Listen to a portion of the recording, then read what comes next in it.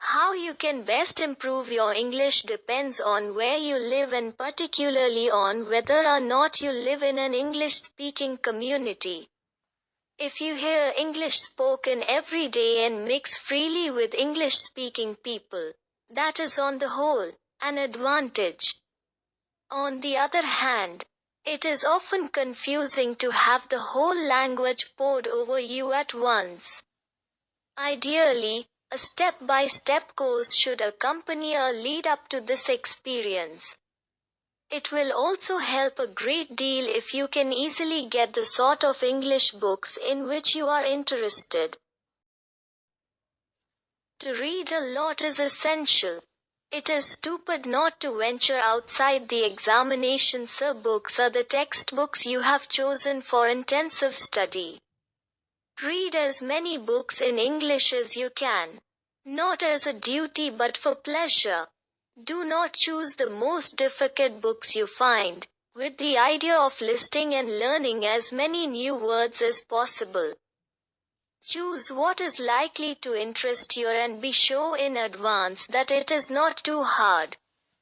You should not have to be constantly looking up new words in the dictionary, for that deadens interest and checks real learning.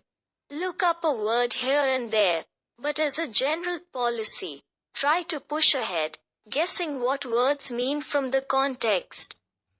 It is extensive, and not intensive reading, that normally helps you to get interested in extra reading and thereby improves your English.